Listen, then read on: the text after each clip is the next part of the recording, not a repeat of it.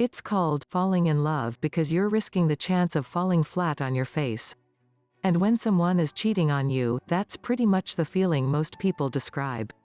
Even if you think it might be happening and learn you were right, or you have no idea it's coming and discover the truth out of nowhere, it hurts like landing on a ton of bricks.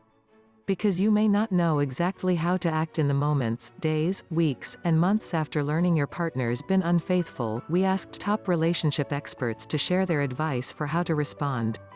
1. Stay calm and gather information. No matter how upset you are at first hearing the news, it's important that you collect as much information about what happened between your partner and this other person. Was it a one-time thing? If not, how long have they been seeing each other and how often were they seeing each other? Are they still in contact?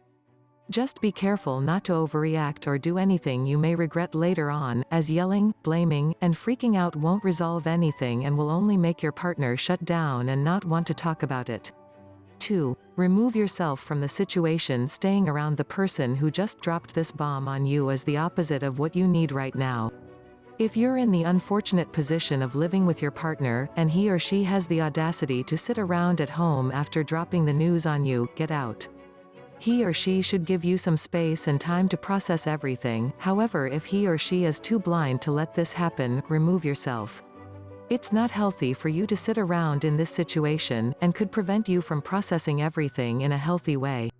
3. Find good company. This is the time to utilize your support system of family and friends. Being alone might only take you to a bad place and make you feel as though you're slowly falling into a deep, dark hole. Instead, call a friend or family member to come get you.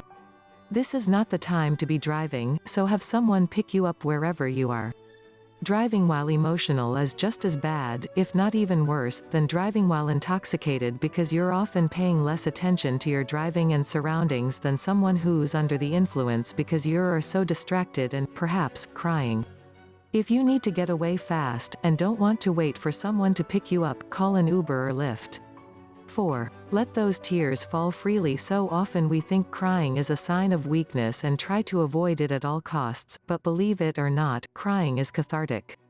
We not only cry, but we release tension, and often self-blame, which allows us to come out of situations with a more realistic perspective. So go ahead and have a good cry, eat a piece of chocolate, and talk trash about your errant lover to your best friend for a few minutes. Then, move on. Pity party over.